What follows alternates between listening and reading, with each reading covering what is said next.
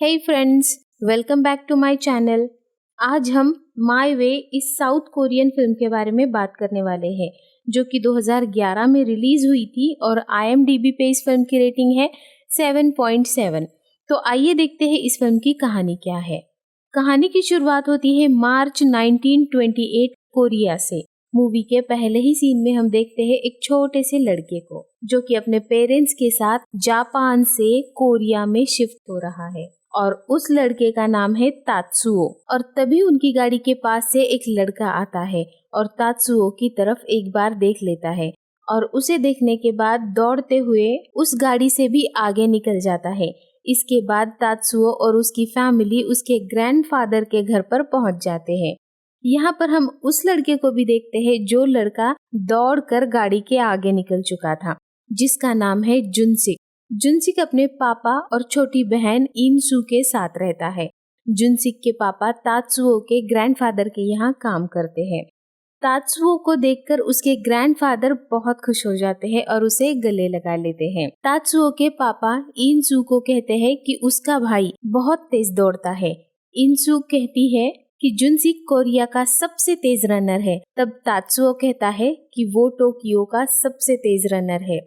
जुनसिक कहता है क्या वो रेस करना चाहेगा, और तात्सुओ भी ये सुनकर रेस के लिए रेडी हो जाता है और वो दोनों दौड़ने लग जाते हैं और ऐसे ही दौड़ते दौड़ते एक साथ बड़े हो जाते हैं। उसके बाद वो दोनों बहुत सारे मैराथन रेसेस में पार्टिसिपेट करते हैं। कभी कोई रेस तात्सुओ जीतता है तो कभी कोई रेस जुनसिक जीतता है।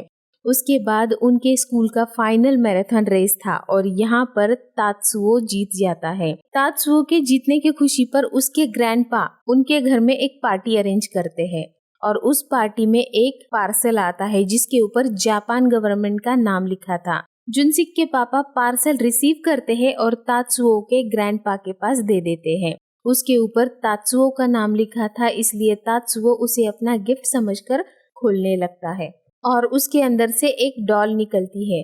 तात्सुओ के ग्रैंडपा देखते ही समझ जाते हैं कि ये एक टाइम बॉम्ब है और वो खुद उस डॉल को हाथ में ले लेते हैं और तभी बम फट जाता है। तात्सुओ के ग्रैंडपा मारे जाते हैं।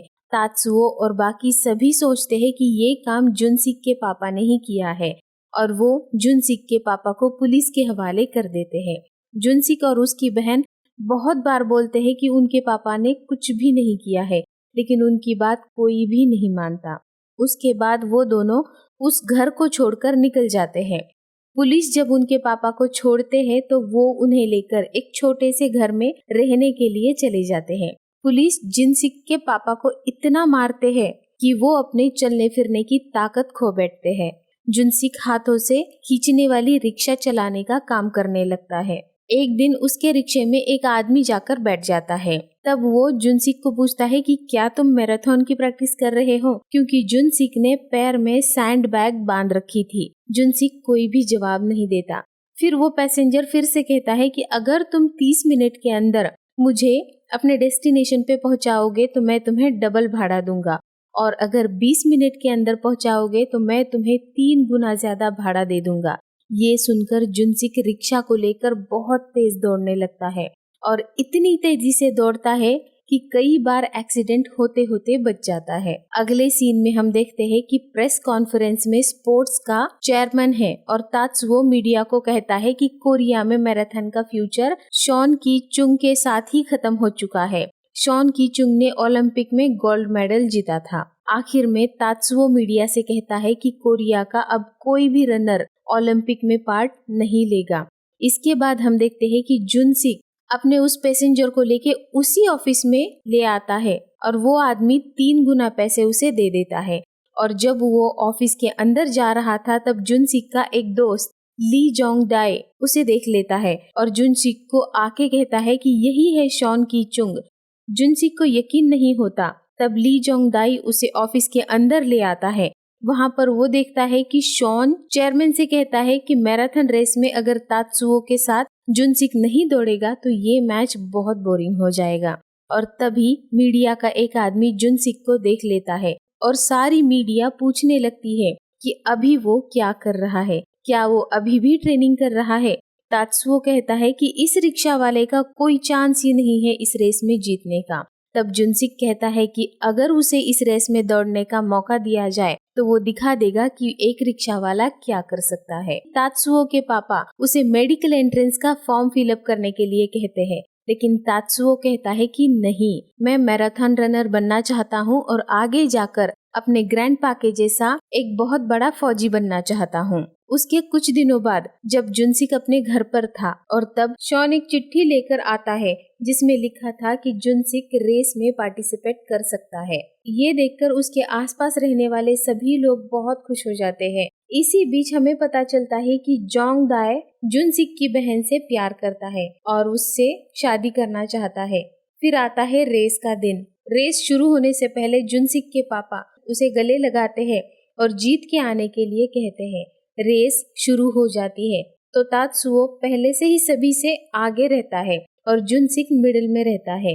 रेस जब खत्म होने को आती है तब जुनसिक धीरे धीरे आगे बढ़ना शुरू कर देता है और उसे आगे बढ़ता देखकर किमुरा नाम का एक लड़का धक्का देने की कोशिश करता है, लेकिन जुनसिक उसके धक्के से इस तरीके से बचता है कि किमुरा खुद ही गिर जाता है और इसके बाद तात्सुओ और जुनसिक के बीच बहुत बढ़िया मुकाबला होता है और जुनसिक ही आखिर में जीत जाता है और ये देखकर उसको सपोर्ट करने वाले सभी लोग खुशी से झूम उठते हैं। इसके बाद मैच का रिजल्ट बताया जाता है। तब होस्ट कहता है कि ये रेस को जीता है तात्सुओ ने और सेकंड पोजीशन पे है किमुरा। इवन थर्ड पोजीशन पे भी जुनसिक का नाम नहीं लिया जाता। ये देखकर सारे लोग प्रोटेस्ट करने लगते हैं कि रेस जुनसिक ने ही जीती है। तब वो होस्ट कहता है कि जुनसिक ने किमुरा को धक्का दिया था, इसलिए उसे डिस्क्वालीफाइड कर दिया गया है। जुनसिक जाकर गुस्से में चेयरमैन को मारने लगता है, इसलिए पुलिस उसे पकड़ लेती है और ये देखकर बहुत सारे लोग जो भी जुनसिक को सपोर्ट करते थे वो सारे जाकर पुलिस के ऊपर टूट पड़ते हैं, लेकिन पुलिस वाले उन सभी लोगों को पकड़कर लेकर जाते हैं। कोर्ट में इन लोगों को सजा सुनाई जाती है कि जिन लोगों ने पुलिस के ऊपर हमला किया था उन्हें कोरिया की तरफ से वर्ल्ड वॉर 2 में जापान के खिलाफ लड़ाई करनी होगी और इसके बाद वो सभी लोग ट्रेन से जा रहे थे। अगले सीन में वॉर का टाइम दिखाया जाता है जहां कोरिया जापान के खिलाफ लड़ रहा है। जुनसिक, जोंगदाय और बाकी लोग भी बहुत जांबाजी से लड़ते हैं, लेकिन जापान के सामने टिक नहीं पाते और कोरिया के बहुत सारे लोग मारे जाते हैं, लेकिन बहुत से बच भी जाते हैं, जिनमें जुनसिक और जोंगदाय भी होते हैं। कोरिया के जितने भी लोग बचे हुए थे उन्हें मिलाकर एक टीम बनाई जाती है और इस टीम का नाम टीम 9 रखा जाता है। जापान इन लोगों को अपनी आर्मी में शामिल कर लेता है, लेकिन जो जापानी ऑफिसर है वो इनसे बहुत बुरी तरीके से पेश आते हैं और इन लोगों को कोरियन डॉग्स कहकर बुलाते हैं। एक दिन टीम 9 पानी भरने का काम कर रही थी और तभी कहीं से गोली चलने लगती है। पहले जापानीज ऑफिसर मारे जाते हैं, फिर कुछ और जापानीज सोल्जर भी मारे जाते हैं, लेकिन जुनसिक उसे देख लेता है जो गोली चला रहा था। वो दौड़ता हुआ उस गन वाले के सामने वाली टूटी दीवार के पीछे जाकर छिप जाता है और उस पर ग्रेनेड फेंकता है, लेकिन जो गोली मार रहा था पहले ही ग्रेनेड को देख लेता है और वहां से भाग जाता है। जुनसिक उसे ढूंढते ढूंढते एक छोटे से घर में जा पहुंचता है और यहाँ पर उन दोनों के बीच में हाथापाई शुरू हो जाती है। जुनसिक उसे चाकू से मारने ही वाला था, लेकिन तभी उसे पता चलता है कि ये एक लड़की है और उस लड़की का नाम शिराई है। टीम 9 शिराई को लेकर हेडक्वार्टर चले आते हैं। शिराई के पास उसकी फैमिली का एक फोटो था। इसी फोटो को लेकर उनमें से 2 लोगों के बीच झगड़ा हो जाता है और उसके कारण वो फोटो 2 हिस्सों में फट जाता है। ये देखकर शिराई रोने लग जाती है। इसके बाद वो सब हेडक्वार्टर आ जाते हैं। यहाँ शिराई को बंद करके रखा जाता है। एक लेफ्टिनेंट टीम 9 को मारने लगता है और पूछने लगता है कि शिराई ने सिर्फ जापानीज को ही क्यों मारा, कोरियंस को क्यों नहीं मारा। तभी वहाँ पे एक जापानीज ऑफिसर आता है और उसे मारने के लिए मना करता है। वो शिराई से पूछता है कि शिराई ने ऐसा क्यों किया, तो शिराई बताती है कि वो चाइना से आई है और जापानीज ने चाइनीज औरतों का रेप किया था, इस वजह से वो सिर्फ जापानीज को ही मारना चाहती है। ये सुन के उसे पिंजरे में कैद कर दिया जाता है और उसी दिन रात के समय को जुनसिक रनिंग का प्रैक्टिस कर रहा था। अगले दिन सुबह वहाँ पर तात्सुओ आता है। उसे देखकर सभी लोग बहुत हैरान हो जाते हैं। तात्सुओ उस जापानीज ऑफिसर को जिसने टीम 9 को मारने के लिए मना किया था, उससे कहता है कि तुम्हारी पोस्ट से तुम्हें डिमोट किया जाएगा और जापान गवर्नमेंट के लिए लॉयल्टी दिखाने के लिए तुम्हें सुसाइड कमिट करना होगा। तब वो जापानी ऑफिसर अपने पेट में तलवार घुसाकर पूरे पेट को चीर देता है और अपनी लॉयल्टी प्रूफ करने के लिए अपनी जान दे देता है। उसके बाद तात्सुओ बताता है कि वो उन सभी का नया ऑफिसर है और वो सोवियत यूनियन को डिमोलिश करने आया है। उसके बाद वो प्लान बनाता है कि उनकी पूरी फौज में से 50 लोगों का एक सुसाइड स्क्वाड बनाया जाएगा। उस रात को जुनसिक रनिंग की प्रैक्टिस कर रहा था और तभी तात्सुओ उसे पीछे से देख लेता है। जुनसिक दौड़ते दौड़ते शिराई के पिंजरे तक आ जाता है और उसे उसकी फैमिली फोटो लौटा देता है। वो कहता है कि उसके घर में भी शिराई जैसी एक बहन है, इसीलिए उसने इस फोटो को चिपकाया है। अगले दिन सुबह सारे लोग एक साथ ब्रिज बना रहे थे। टीम 9 में से एक आदमी को बहुत भूख लगी हुई थी, इसीलिए वो मछली पकड़ने के लिए पानी में कूद जाता है और तात्सुओ ये देख लेता है, इसीलिए सजा के तौर पर उन सभी के सभी खास सामान को जला दिया जाता है, जिसमें जुनसिक का रनिंग शू भी शामिल था। जुनसिक उन्हें रोकने की बहुत कोशिश करता है, लेकिन वो लोग नहीं मानते, उसे मारने लगते हैं। उस रात को तात्सुओ सारे फौज में से 50 लोगों को सिलेक्ट करता है और उनसे सुसाइड स्क्वाड बनने को कहता है और ये सारे लोग कोरियन हैं। जुनसिक कहता है कि वो ये काम नहीं करेगा। वो कहता है कि कोरियन आर्मी को वो लोग फोर्स नहीं कर सकते। ये सुनकर तात्सुओ गुस्सा हो जाता है और बंदूक से बहुत बुरी तरीके से उसे मारने लगता है। इसके बाद जुनसिक जब बेहोश हो जाता है तो उसे लेकर शिराई के कमरे में कैद कर दिया जाता है। शिराई चाइनीज में कहती है कि अगले दिन सुबह उन लोगों को मार दिया जाएगा। जुनसिक चाइनीज नहीं समझता, इसीलिए शिराई उसे इशारा करके समझाती है। उसके कुछ देर बाद वहां पर टीम 9 के सैनिक आते हैं और पिंजरे को खोलकर जुनसिक और शिराई को लेकर किसी तरीके से वहां से निकल भागते हैं और वो लोग उस ब्रिज के पास आ जाते हैं और नाव में बैठकर वहां से भागने लगते हैं। लेकिन तभी जुनसिक पीछे मुड़कर देखता है कि उसी दिन सोवियत यूनियन ने हमला कर दिया है। जुनसिक जोंगदाई को कहता है कि तुम लोग यहाँ से चले जाओ, मैं बाकी कोरियन लोगों को बचाने के लिए जाऊंगा। जोंगदाई उसे जबरदस्ती बोट में बैठने के लिए कहता है, लेकिन जुनसिक वहाँ से निकल जाता है। कुछ दूर जाने के बाद सोवियत का एक प्लेन जुनसिक के ऊपर गोली चलाने लगता है, लेकिन जुनसिक तेजी से भागता है और किसी तरीके से उन गोलियों से बचने की कोशिश करने लगता है। तभी उसके पीछे से शिराई आती है और वो अपने गन से निशाना लगाती है उस प्लेन पे और उस प्लेन को डिस्ट्रॉय कर देती है। लेकिन इससे पहले कि वो प्लेन गिर जाए, उस प्लेन की गोली से शिराई मर जाती है। जुनसिक उसके पास आता है और शिराई जुनसिक के हाथों में अपना दम तोड़ देती है। इसके बाद जुनसिक दौड़ते हुए बेस पर पहुंच जाता है, लेकिन तब तक वहां पर सोवियत यूनियन की फोर्स भी आ चुकी थी। इसके बाद लड़ाई शुरू हो जाती है। सोवियत के एडवांस टैंक और हथियार के सामने जापानीज फोर्स टिक नहीं पाती। फिर भी बहुत सारे सुसाइड स्क्वाड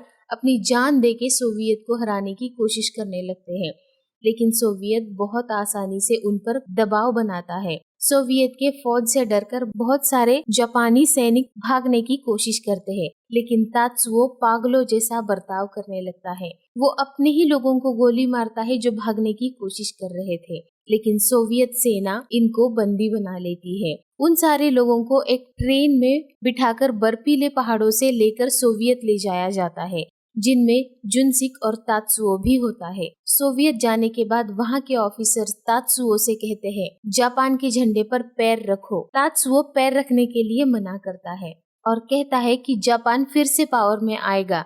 ये सुन के सजा के तौर पर उसे बर्फीले तूफान में बाहर लटका दिया जाता है। दूसरी तरफ जुनसिक यहाँ अपने पुराने दोस्तों से मिलता है, जो लोग बोट में बैठकर भागे थे, और यहाँ वो जोंगदाई से भी मिलता है, जो कि सोवियत यूनियन का अब बड़ा ऑफिसर बन चुका है। वो दोनों एक दूसरे को देखकर बहुत खुश हो जाते हैं और एक दूसरे के गले मिलते हैं। यहाँ पर जोंगदाई को देखकर एक जापानीज लेफ्टिनेंट आता है और जोंगदाई को फिर से कोरियन डॉग कहकर पुकारता है। जोंगदाई गुस्सा हो जाता है और कहता है कि यहाँ का राजा वो है, उसे कोई भी कोरियन डॉग नहीं बुला सकता। ये कह के वो उस लेफ्टिनेंट को बहुत मारता है। अगले दिन तात्सुओ सुबह को फिर से वापस आता है और सारे जापानीज को कहता है कि यहाँ पर भी सभी को उसका कहना मानना होगा, उसे सैल्यूट करना होगा। जोंग दाई ये सब सुनकर हंस रहा होता है। ये सब सुन के सारे जापानीज तात्सुओ को सैल्यूट करते हैं, लेकिन जुनसिक और उसके दोस्त ऐसा नहीं करते। तब तात्सुओ कहता है कि क्या तुम मरना चाहते हो? और जुनसिक कहता है कि वो लोग जापानीज फोर्स में नहीं हैं, अभी वो लोग सोवियत रिपब्लिक में हैं, इसीलिए तात्सुओ ये सारी बात मानने के लिए उसे जबरदस्ती नहीं कर सकता। तभी तात्सुओ गुस्सा होकर जुनसिक को मारने लगता है और उन दोनों में फाइट शुरू हो जाती है। इन सब चीजों के बारे में सुनकर वहाँ के सोवियत के बड़े ऑफिसर आते हैं और एक चाकू जमीन पर फेंक देते हैं और कहते हैं कि तुम दोनों लड़ो, तुम दोनों में से कोई एक जिंदा रहना चाहिए। उस चाकू को पाने के लिए जुनसिक और तात्सुओ बहुत लड़ते हैं, लेकिन आखिर में जुनसिक को चाकू मिल जाता है, लेकिन फिर भी तात्सुओ को वो मारता नहीं, छोड़ देता है। और ये देखकर उन दोनों को भी सजा के तौर पर बर्फीली हवाओं में बाहर लटका दिया जाता है। अगले सीन में हम देखते हैं कि उनके टीम से चुनबुक नाम का एक आदमी गायब हो गया था, इसीलिए जोंग दाई और बाकी लोग उसे ढूंढने लगते हैं। जहाँ पर खाना स्टोर करते हैं उस जगह पर जोंग दाई को चुनबुक मिल जाता है और वो उसे कहता है कि अगर सोवियत के किसी ने तुम्हें देख लिया तो तुम यही मर जाओगे, इसीलिए यहाँ से जल्दी चलो। लेकिन तभी वहाँ पर सोवियत के और भी लोग आ जाते हैं और खुद को बचाने के लिए जोंग दाई चुनबुक को उनके हवाले कर देता है। खाना चुराने के जुल्म में चुनबुक को फांसी की सजा दी जाती है। उसकी फांसी की सजा के बाद जुनसिक जोंग दाई को कहता है कि ये सब वो क्यों कर रहा है, इससे तो अपना ही दोस्त मारा गया। जोंग दाई गुस्सा होकर कहता है कि ये सब उससे ना पूछे, नहीं तो वो भी मारा जाएगा। अगली सुबह सब लोग पेड़ काटने का काम कर रहे थे, तभी कुछ जापानीज गलती कर देते हैं और ये देखकर जोंग दाई उन्हें बहुत ज्यादा मारने पीटने लगता है। तभी तात्सुओ ये सब देखकर वो भी जोंग दाई को मारने लगता है और जुनसिक भी उसके ऊपर हमला कर देता है। ऐसे ही सारे लोग एक दूसरे के ऊपर हमला करते हैं और एक दूसरे को मारने लग जाते हैं। जोंग दाई तब अपने फोर्स को बुलाता है, वो लोग सभी को पकड़कर ले जाते हैं और जिन्होंने लड़ाई शुरू की थी उन सभी लोगों को गोली मार देने की सजा दी जाती है, जिनमें से 2 लोग जुनसिक और तात्सुओ भी होते हैं। लेकिन उनको गोली मारने से पहले ही एक ऑर्डर आता है जिसके मुताबिक सोवियत के ऑफिसर कहते हैं कि सभी लोगों को सोवियत का यूनिफॉर्म पहना दिया जाएगा और जो भी सोवियत के साथ मिलकर जर्मनी के खिलाफ लड़ाई करेंगे उसे छोड़ दिया जाएगा और जो नहीं करेगा उसे मार दिया जाएगा। इसके मुताबिक बहुत सारे लोग मारे जाते हैं और कुछ लोग लड़ाई के लिए तैयार हो जाते हैं। जोंग दाई ऑफिसर को कहता है कि जुनसिक और बाकियों को भी मौका दिया जाना चाहिए। तब ऑफिसर उन्हें भी मौका देता है। पहले तात्सुओ इनकार करता है, लेकिन बाद में सोवियत का यूनिफॉर्म पहन लेता है। इसके बाद उन लोगों को बैटल ग्राउंड पे ले जाते हैं, जहाँ पर उन्हें गन दी जाती है। जोंग दाई सोवियत के लिए लॉयल्टी के साथ लड़ने की बात करने लगता है, लेकिन जर्मन के एडवांस वेपन के सामने वो लोग टिक नहीं पाते। जोंग दाई सोवियत का झंडा लेकर बहुत जाबाजी से लड़ता है, लेकिन उसके पैर में गोली लग जाती है। जुनसिक तब उसे कहता है कि यहाँ से भाग चलते हैं, लेकिन जोंग दाई लड़ता ही जाता है और आखिर में वो जुनसिक के हाथों में अपना दम तोड़ देता है। मरने से पहले वो कहता है कि वो एक बार जुनसिक की बहन को देखना चाहता था। दूसरी तरफ तात्सुओ भी इन गोलियों की फायरिंग में फंस जाता है और उसे बचाने के चक्कर में जुनसिक अपना एक कान खो बैठता है। तात्सुओ जुनसिक को लेकर थोड़ी सेफ जगह पर आता है और तभी देखता है कि सोवियत का एक ऑफिसर पागलों की तरह अपनों ही लोगों को मार रहा है जो भागने की कोशिश कर रहे हैं। तब तात्सुओ को अपने पास्ट के बारे में याद आता है कि एक दिन वो भी ऐसे ही कर रहा था। लड़ाई खत्म होने के बाद सोवियत हार जाता है और उनमें से सिर्फ तात्सुओ और जुनसिक ही जिंदा रह जाते हैं। वो दोनों जर्मनी के यूनिफॉर्म पहनकर बर्फीले रास्तों से घर की तरफ जाने की सोचते हैं। पहाड़ों के ऊपर से चलते चलते वो एक गुफा तक पहुंच जाते हैं और उस दिन रात को वहीं पर रुकते हैं। तात्सुओ जुनसिक से पूछता है कि उस दिन तुमने मुझे चाकू क्यों नहीं मारा। जुनसिक कुछ भी नहीं कहता और वो दोनों सो जाते हैं। अगले दिन चलते चलते एक वीराने से शहर तक वो दोनों पहुंच जाते हैं, लेकिन तात्सुओ को गोली लग जाती है और वो चल नहीं पाता। तब जुनसिक उसे पीठ पर बिठाकर उसे एक घर में ले जाता है और सुलाता है और कहता है कि वो दवाई ढूंढ के ले आएगा, तब तक वो यहीं पे रहे। वो जब दवाई ढूंढने जाता है तब वहाँ पर जर्मन फोर्स आ जाती है जुनसिक कहता है कि वो एक जापानीज सोल्जर है और उसका दोस्त जख्मी हालत में है, उसे मदद चाहिए। लेकिन जर्मन फोर्स ये बात नहीं सुनती और जुनसिक को पकड़ कर ले जाती है। तब जुनसिक जोर जोर से तात्सुओ का नाम पुकारने लगता है। तात्सुओ ये सब सुनता है लेकिन कुछ भी नहीं कर पाता। अगले सीन में हम 3 साल बाद की कहानी देखते हैं। हम देखते हैं कि तात्सुओ कुछ लोगों के साथ एक मिलिट्री ट्रक में पीछे बैठकर फ्रांस के नॉर्मंडी जा रहा है। वहां पर जाने के बाद उन्हें फ्रांस की डिफेंस वॉल बनाने का काम दिया जाता है। एक दिन खाना खाते वक्त तात्सुओ एक आदमी को पीछे से देख लेता है और उसे लगता है कि ये जुनसिक है। वो उसके पास जाता है लेकिन वो कोई और ही निकलता है। तब तात्सुओ का एक दोस्त जिसका नाम करीम है वहां पर आता है और कहता है कि तुम इतने सालों से अपने जिस दोस्त को ढूंढ रहे हैं वो यहाँ पर नहीं होगा। अगले दिन काम करने के बाद वो लोग जब खाना खाने जा रहे थे तब तात्सुओ देखता है कि समंदर के किनारे एक आदमी दौड़ रहा है और वो वहाँ पर चला जाता है और देखता है कि ये उसका दोस्त जुनसिक है। वो दोनों एक दूसरे को देखकर बहुत खुश हो जाते हैं। तात्सुओ पूछता है कि तुम यहाँ पर कब आए, लेकिन जुनसिक कुछ भी नहीं सुन पाया। तब तात्सुओ को पता चलता है कि उसे बचाने के चक्कर में जुनसिक ने अपना एक कान खो दिया है। उसके बाद वो दोनों एक साथ काम करने लगते हैं। एक दिन वो दोनों फुटबॉल खेलने के बाद समंदर में जाते हैं और तब जुनसिक कहता है कि उसे आज भी वो पहला दिन याद है जब तात्सुओ कोरिया में आया था। वो कहता है कि वो अंदर ही अंदर बहुत खुश था क्योंकि उसे रनिंग के लिए एक नया पार्टनर मिल गया था। अगले दिन तात्सुओ अपने दोस्त करीम को कहता है कि वो दोनों यहाँ से भागना चाहते हैं और करीम को इसमें उनकी हेल्प करनी होगी। कल सुबह 4 बजे वो यहाँ से निकल जाएंगे। करीम कहता है कि इसमें बहुत रिस्क है, लेकिन तात्सुओ कहता है कि फिर भी वो लोग कोशिश करना चाहते हैं। इसके बाद तात्सुओ जुनसिक को भी इस प्लान के बारे में बताता है। अगले दिन सुबह वो दोनों जब छिपते छिपते करीम के पास आ जाते हैं तब देखते हैं कि आसमान से फाइटर प्लेन्स उनके ऊपर मिसाइल्स बरसा रहे हैं और कुछ ही मिनटों में उनके बहुत सारे लोग मारे गए हैं और एक बार फिर से लड़ाई शुरू हो गई है। कुछ देर तक तात्सुओ और जुनसिक मशीन गन लेकर लड़ते हैं, लेकिन उसके बाद भागने की कोशिश करने लगते हैं। कुछ दूर जाने के बाद उनके पास मिसाइल्स गिरने लगती है जिसमें जुनसिक थोड़ा जख्मी हो जाता है, लेकिन फिर भी वो दोनों एक दूसरे को सहारा देकर भागने की कोशिश करते हैं। कुछ देर बाद जुनसिक को गोली लग जाती है और उसके सीने से खून निकलने लगता है। वो अपना नेम टैग तात्सुओ को देता है और कहता है कि अब से तुम तात्सुओ नहीं जुनसिक हो। वो कहता है कि लड़ाई से किसी तरीके से बचकर उनसे कहना कि वो कोरियन है और उसका नाम जुनसिक है। उसे जबरदस्ती यहाँ पर लाया गया है। तात्सुओ कहता है कि जुनसिक तुम्हें कुछ नहीं होगा, तुम्हें घर वापस जाना ही होगा, मैराथन दौड़ना ही होगा। जुनसिक कहता है कि मैं तुम्हारे अंदर जिंदा रहकर दौड़ूंगा, अब से तुम हो जुनसिक, तुम्हें ओलंपिक में दौड़ना ही होगा। और इतना बोलकर जुनसिक दम तोड़ देता है और तात्सुओ उसे पकड़कर जोर जोर से रोने लगता है। उसके बाद हम सीधा ओलंपिक का मैदान देखते हैं जहाँ पर जुनसिक का जर्सी पहन के तात्सुओ मैराथन में दौड़ रहा था और हम यहाँ पर तात्सुओ के अंदर ही जुनसिक को देख पाते हैं और यहीं पर ये फिल्म खत्म हो जाती है। आपको ये फिल्म कैसी लगी कमेंट करके ज़रूर बताइए। वीडियो को लाइक करिए, चैनल को सब्सक्राइब करिए और अपने दोस्तों के साथ शेयर भी करिए। And finally thanks for watching. Bye bye.